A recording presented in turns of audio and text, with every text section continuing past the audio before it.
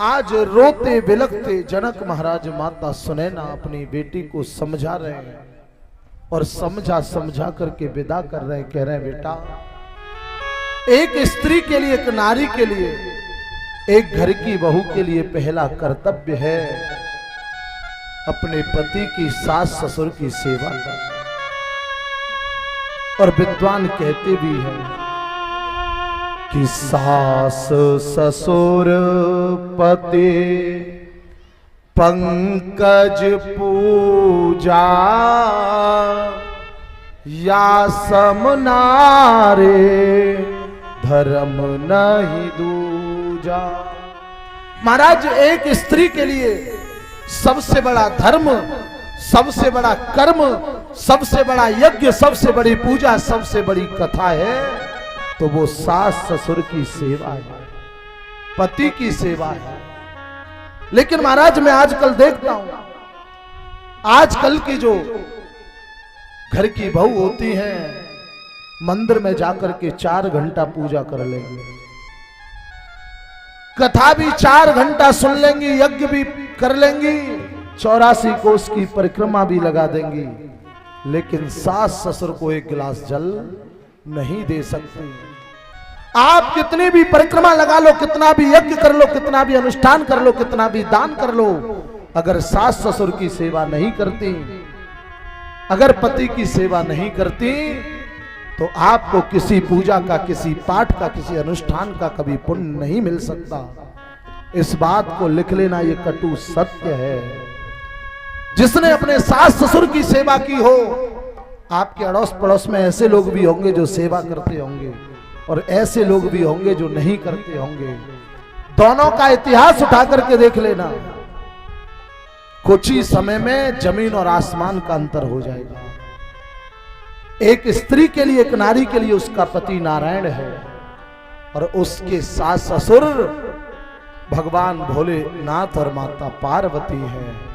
उनका स्वरूप जान करके उनकी सेवा करनी चाहिए। इस कथा को सुनने का लाभ कब है कि जब हम अपने माता पिता, अपने सास ससुर की, अपने पति की सेवा करें।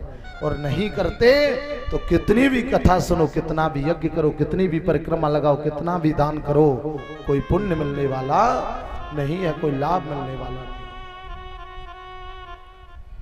आज जनक महाराज ने कितनी सुंदर शिक्षा दी। महाराज, घर की बेटी, घर की इज्जत होती है। एक पिता भूखा रह लेगा, अपना सब कुछ बेच देगा, मेहनत मजदूरी करेगा, लेकिन जब बेटी का विवाह होगा तो ये चाहेगा कि मेरी बेटी को ऐसा घर मिले कि मेरी बेटी को कोई दुख न हो। अपने आप को बेच देगा, जमीन को बेच देगा, संपत्ति को बेच देगा, लेकिन चाहेगा कि मेरी बेटी कैसे भी प्रसन्न रहे, कैसे भी खुश रहे। आज जनक महाराज माता सुनैना ने समझाया, बुझाया और सुंदर शिक्षा दे करके अपनी पुत्रियों को विदा कर दिया। लेकिन महाराज, आज के इस युग में कोई भी मां अपनी बेटी को वो सुंदर शिक्षा नहीं देती जो सुंदर शिक्षा जनक महाराज माता सुनैना ने अपनी बेटी जानकी को प्रदान की। आजकल की जब मां अपनी बेटी को विदा करती है तो सुंदर शिक्षा तो नहीं देती, लेकिन एक चीज जरूर देती है। वो क्या देती है मां? जब बेटी को विदा करती है तो सुंदर शिक्षा तो नहीं देती, लेकिन एक चीज देती है। क्या? वो देती है एक मोबाइल, और बेटी से कहती है, बेटा हमने तेरा विवाह किया, जो हमारे पास था सब कुछ दिया, और जो तेरी ससुराल वालों ने मांगा वो भी दिया। महाराज, हमारे इस संसार में एक विष घुल गया है, वो है दहेज रूपी विष।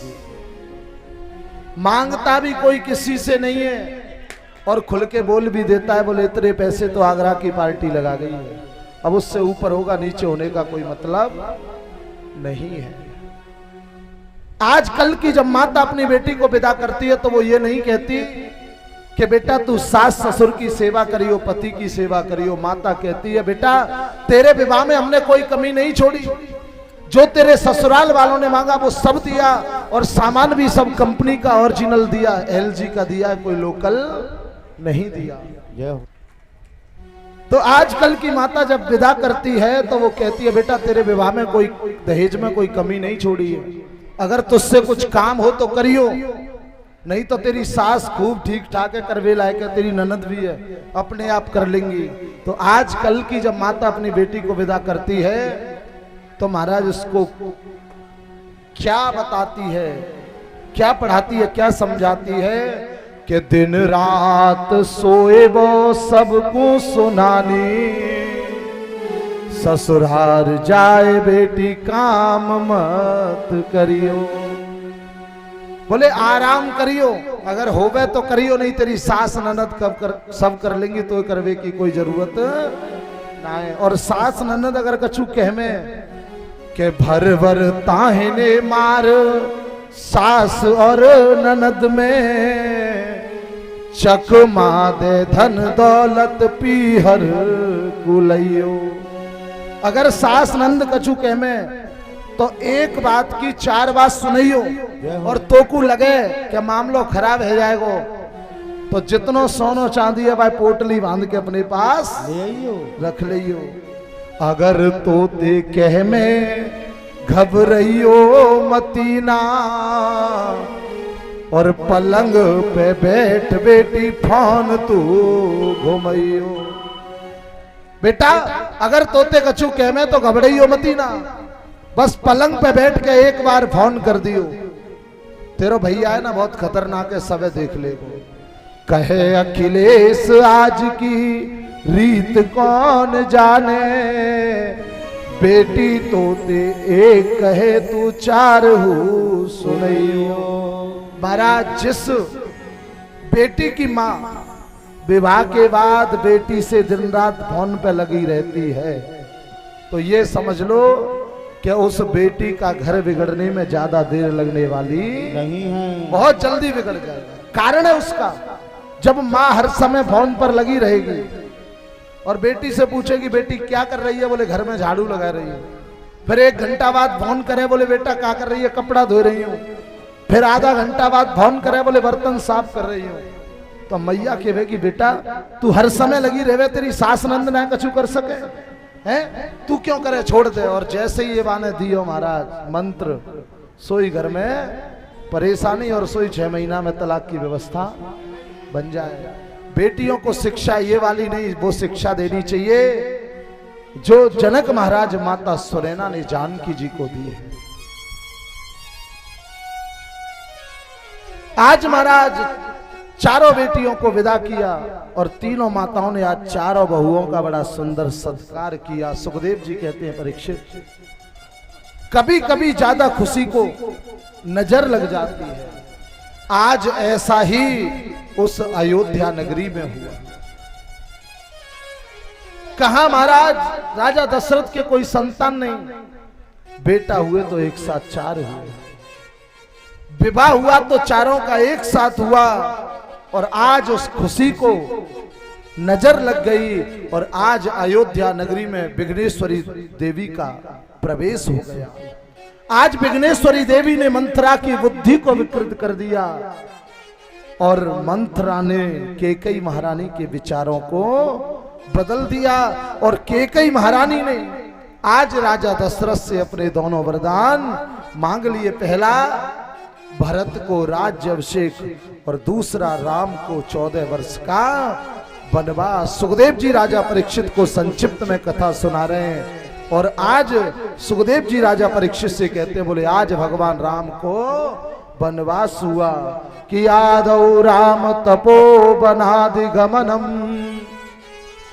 हत्वा मृगम कांचनम वैदेही हरणम जटायु मरणम सुग्रीव भाषणम बाली निग्रहरणम समुद्र तरणम लंकापुरी दाहनम पश्चाद रावण कुंभकर्ण हननम एतद् रामायणम। आज एक श्लोक में पूरी राम कथा सुखदेव जी ने राजा परीक्षित को सुना दी।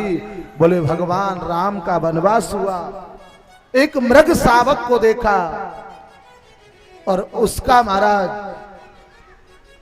उसकी हिंसा करने के लिए, उसका वध करने के लिए उसके पीछे दौड़े, रावण जानकी जी को ले गए।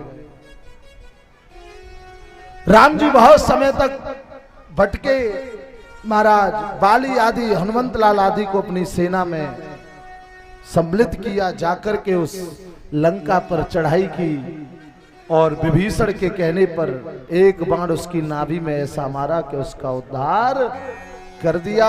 बोली रामचंद्र भगवान की जय हो, जय जय श्री राम।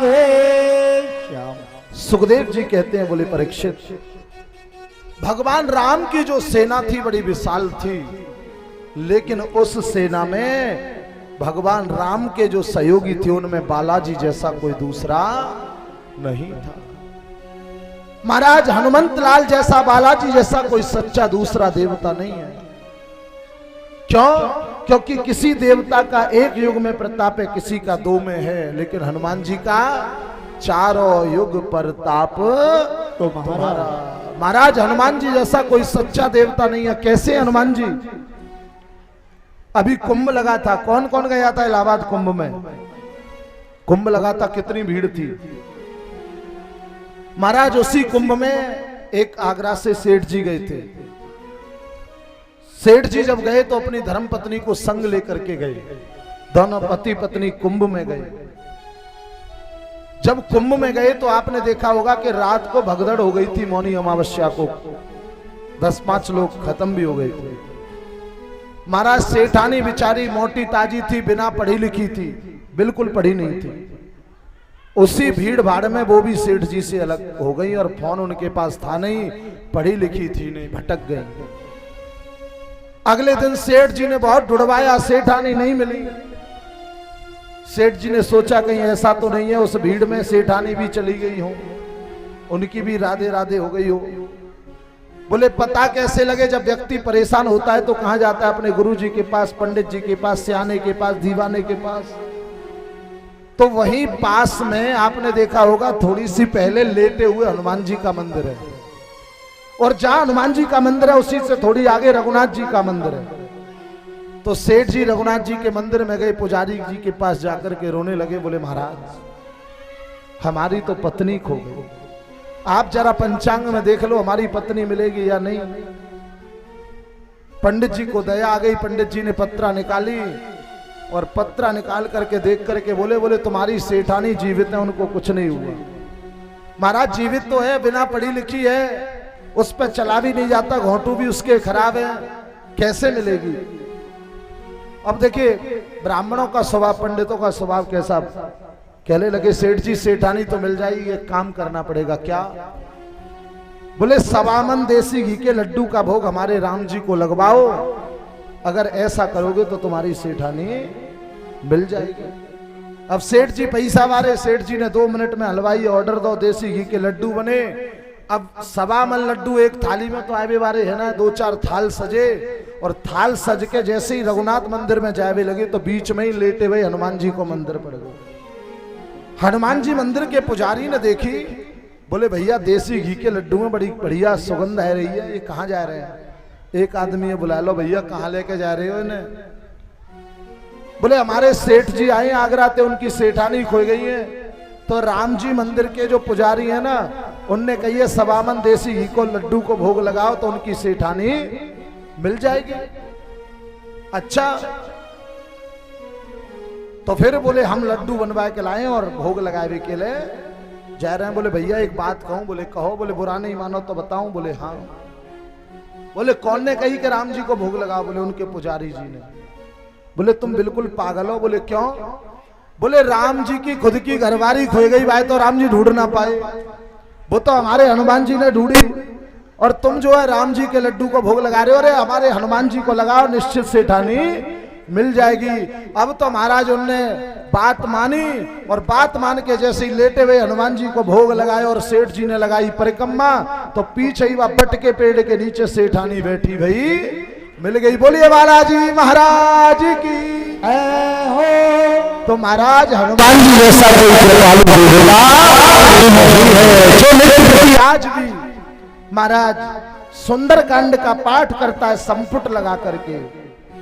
कवन सो काज कठिन जग माही जो नहीं होए तात तुम पाई। अगर इसका संपुट लगा करके किसी कार्य के लिए हनुमान जी का नित्य प्रति सुंदर कांड का पाठ 41 दिन करता है तो निश्चित उसकी मनोकामना पूर्ण हो जाती है। बालाजी जैसा कोई दूसरा देवता